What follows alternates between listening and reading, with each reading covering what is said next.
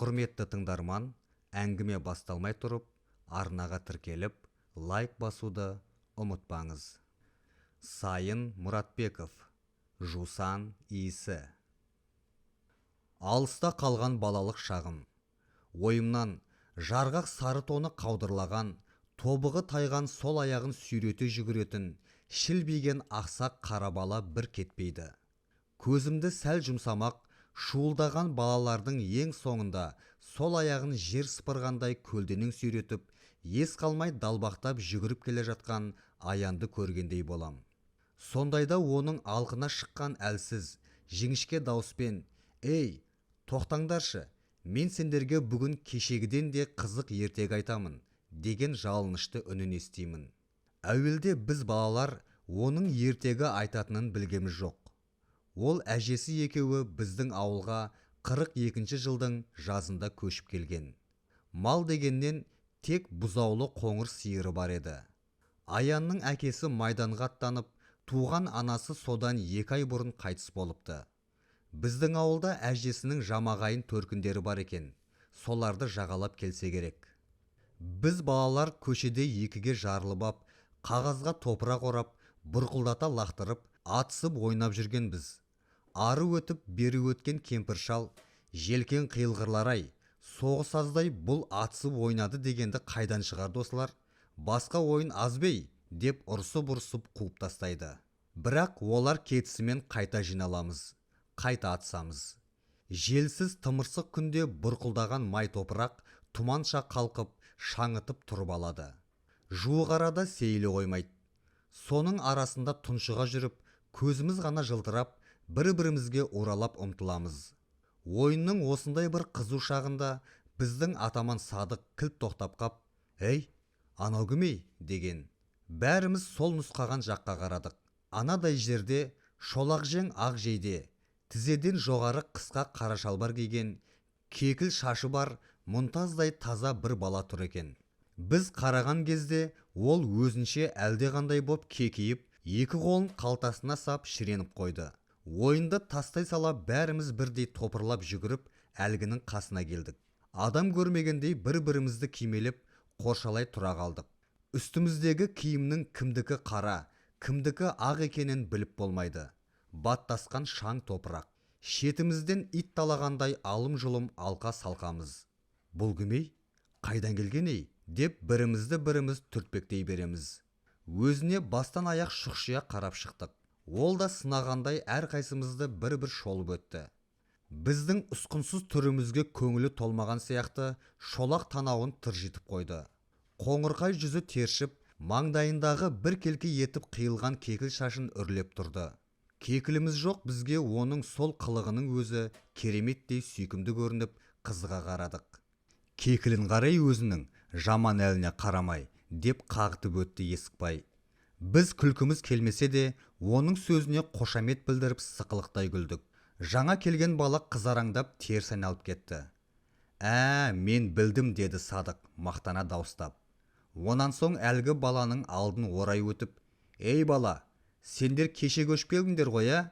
Қоңыр сиырларың бар, ә?» деді. «Иә» деді томсырайып тұрған бала оның сөзіне күлімсіреп. «Қоңыр сиырымыз бар. Атың кім?» «Аян». Біз бәріміз тегіс ұмытып қалмайық дегендей: «Аян, Аян» деп күбірлесе қайталап қойдық.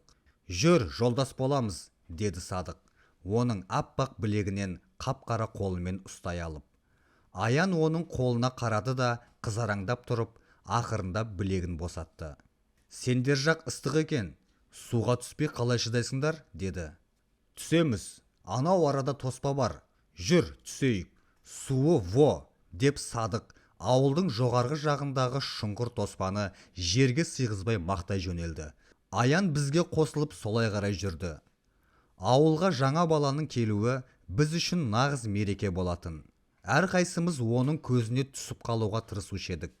Сондықтан бірімізден біріміз артық көрінбек боп, әй кеп мақтанатынбыз. «Мен судың астында 60-қа дейін санап жаталамын» деп бөсті Садық.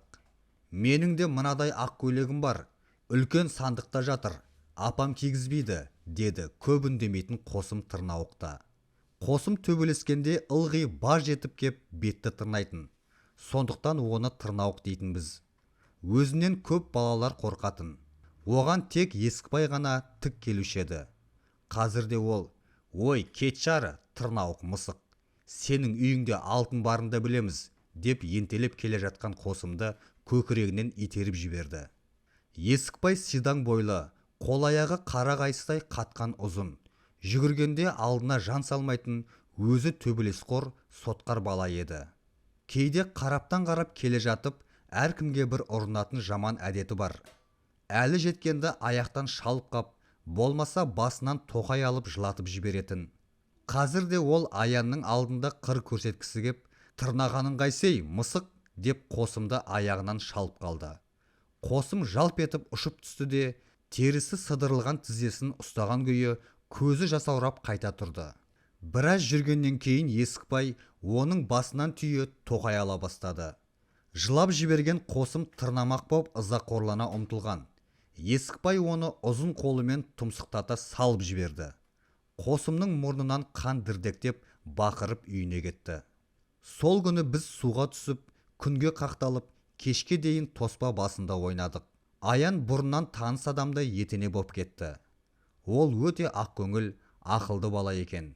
Адамды іш тартып тұратын жайдары жүзі, не десең де тез көне кететін жұмсақ мінезі бізді бірден үйіріп әкетті. Ең жақсы қасиеті ешкіммен төбелесіп, сөзге келмейтіндігі еді. Бір-екі рет кейбір шатаққұмар балалар тиісіп ие көрген өзіне. Аян үндеместен қабағын түйіп, ондайлардан сырт айналып кетіп жүрді. Өзінің жауап қайыра алмағаннан налығандай боп: «Менің көкемде жоқ, апамда жоқ. Сондықтан төбелессем әжем ұрсады ғой», деп қойды ол. Алыс-жұлыс ойын үстінде күрескенімізде ол біразымызды жығып кетті. Тек Есікбайдан ғана жығылды. Алғашқы күннен бастап Аянмен етене жақын дос болуды әркім-ақ ойлай бастаған. Бірақ ол ешкімге ерекше ықылас білдірген жоқ. Бірімізден бірімізді бөліп жарған жоқ. Бәрімізбен де жақсы жолдас болды. 3-4 күн өткен соң, әбден үйренісіп алғаннан кейін, ұрынарға қара таппай жүретін Есікбай басқа балаларға істейтін қылығын Аянға да істеді. Онымен төбелескісі келіп, өзінен өзі жөнсіз тиісе бастады. Аян оған жасқаншақтай қарап: «Қойсаңшы енді», деп күңкілдеген сайын, Есікбай ыржақтап кеп, қайта-қайта оның басынан тоқай алып, аяғынан шалып, мазасын кетірді. Ыза болған Аян ақырында: «Төбелесесің бе?» деген. Есікбай оны мазақтап: «Сенімен бе? Қойшей», деп кеп, сілекейін Аянның бетіне жаға салды. Мұнан әрі шыдау мүмкін емес еді. «Мен бұл көшенің ортасында төбелеспеймін. Жүр анау сайға. Ел көрмейтін жерге барып төбелесейік», деді Аян. «Қойшей, мынау дөй ғой ей», деп Есікбай сілекейін Аянға тағы жақты. «Жүр ал, Есікбай көкеңнің жұдырығын иіскегің кеп тұрса». Ол енді Аянды итермелей түсіп, сайға қарай жүгірді. Екеуінің төбелесін көру үшін біз де ердік. Сайға түскен соң Аян жейдесін шешіп, шеткі бұтаның басына ілді де, бірден Есікбаймен алыса кетті. Есікбайдың бойы анағұрлым биік еді. Екеуі шартпа-шұрт төбелескен кезде ол Аянды белінен қапсыра қысып, қайқайтып бойымен басты. Бірақ қанша күшенгенімен жығуға шамасы келмеді. Дереу бір қолмен Аянды кекілінен шап ете қап, шалқасынан гүрс еткізді. Жығып ап Аянның бет-аузына былшылдатып соға бастады. Аян тырс етіп үн шығармастан, астында жатып құр қол-аяғын ербеңдете береді. Тек бір кезде Есікбай «Ойбай!» деп баж ете түсті де, бір жағына қарай бұраңдап жығыла берді. Аян оның қолын бұрап жіберген екен. Енді Аян күш алды. Ол аузы қан-қан болып атып тұрып, Есікбайды алқымынан бүре түсіп, жер сүздіріп тұқырта берді. Өздері апыр-топыр қылған қара топыраққа Есікбайдың бет-аузын бір-екі рет көміп жіберген. «Ойбай, болды, болды!» деп айқай салды Есікбай. Аян оның басынан аттап тұрып кетті. Ұшып тұрған Есікбай тағы да тап берген. Аян оны белдесуге жібермей, екі қолынан ұстады да, жата беріс тастап ыңқ еткізді. Бірақ үстінен басып соққан жоқ. Қатты жығылған Есікбай біразға дейін тұра алмай ыңқылдап жатты. Аян болса бұлаққа барып бет-аузының қанын жуып, ақ жейдесін киіп түк білмеген, түк көрмегендей үйіне қайтты. Осы төбелестен кейін-ақ Аянға ешкім тиіспейтін болды. Күзде оқу басталып, 7 менен 10 жастың аралығындағы өңшең бүрөңкей балалар 1-ші классқа бардық. Бізді Иманжанов деген шашы аппақ қудай, қолы басы тоңған адамша дірілдей қалшылдап, көзі қып-қызыл боп жасаурап отыратын қарт кісі оқытты. Бұл кісі денсаулығының нашарлауы себепті қаладан көшіп келген мұғалім екен. Бізге күн сайын үйінен әкелген қағазды бір-бір парақтан үлестіріп беріп, әріптерді үйрете бастады. Аян екеуміз бір партаға отырғанбыз. Бірінші күннен-ақ ол зеректігімен көзге түсті. Мұғалімнің тақтаға жазған әріптерін айна қатесіз қағазға түсіріп, тез жаттап алып жүрді. Тіпті келе-келе күніне 1-2 әріптен ғана өткенімізге көңілі толмай, барлық әріптерді тезірек неге үйретпейді екен? Шіркін, ағама хат жазар едім, деп күңкілдейтін.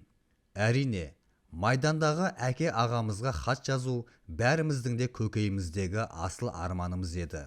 Сонымызды сезгендей, Иманжанов та бізге тезірек хат танытуға бар күшін салып бақты. Сөйтіп, бас аяғы бірер айдың ішінде әріптерді тегіс жаттап, 1-2 сөздерді құрап, жаза алатындай халге жеттік.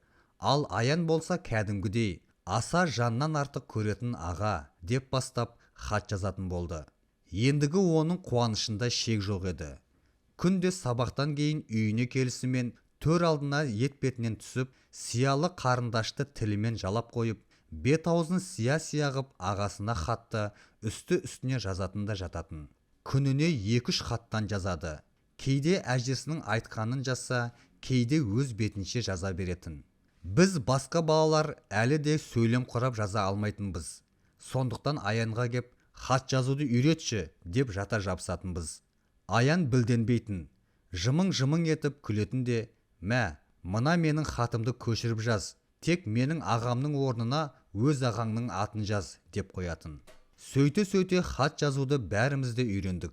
Енді біздің ауылдан күніне майданға сөзі де, мазмұны да, кейде тіпті кісі аттары да бірдей 20-30 хаттан кетіп жататын болды. Дәл біздің хат тануымызды күтіп жүргендей-ақ 2 айдан кейін Иманжанов қатты науқастанып, төсек тартып жатып қалды. Бір қол, бір аяғынан паралич болған. Басқа мұғалім келмеді.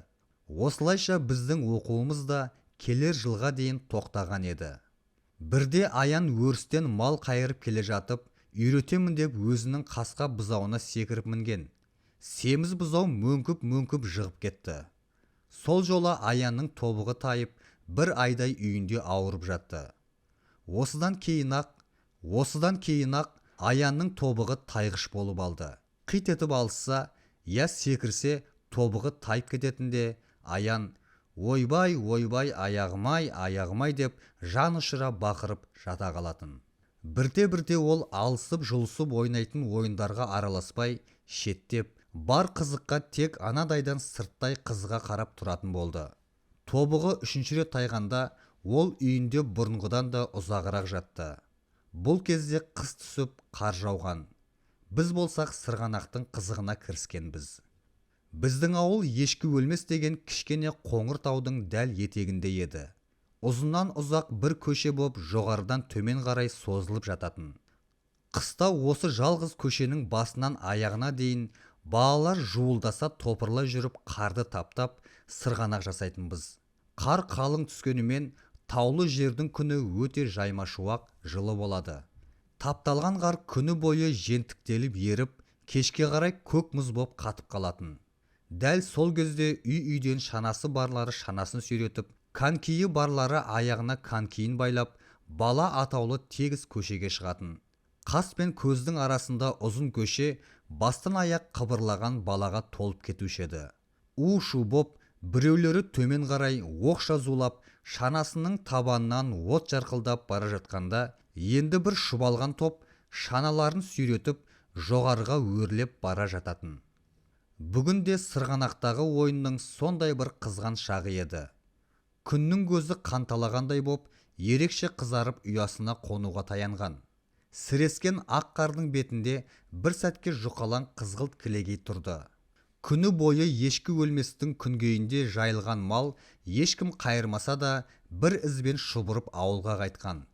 Кенет бүкіл ауылды шулыға шыққан ащы дауыстар селт еткізді. Төбе құйқаны шымырлатып жоқтау айтқан дауыстар.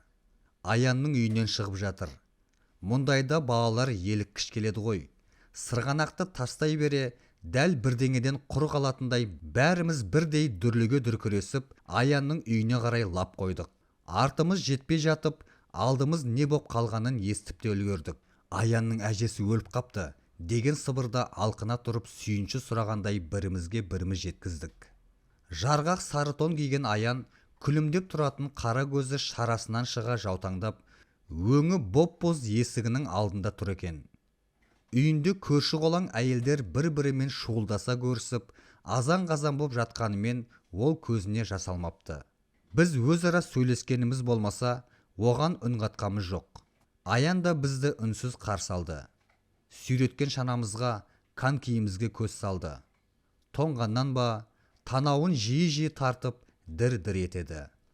Күн ұясына еніп бара жатыр. Аян болса сол мелшиген күйде жалтақ-жалтақ етіп, ауылдың әр тұсынан әжетайлап дауыс қойып келе жатқан үлкен адамдарға қарайды. Бірақ олардың бірі де бұған назар аударар емес. Біз болсақ, енді қайтер екен деп қызықтағандай, одан көз айырмастан ортаға ап қоршалай тұрмыз. Өзара сыбырласқан боп, оған да естірте, әжесі өлгенге неге жыламайды деп қоямыз. Аян естісе де, естімеген адамша міз бақпайды. Тек әлде бір уақытта бас жоқ, аяқ жоқ, ертегі тыңдайсыңдар ма, деді. Онан соң біздің жауабымызды күтпестен өзі бастап үйдің бұрышын айналды. Жүріңдер, үйдің сыртына отырайық. Біз оның соңынан ердік. Үйдің сырт жағына кеп, шаналарымызды қаз-қатар тіздік те, өзіміз жайғаса отырып, енді не дер екен дегендей Аянның аузына қарадық.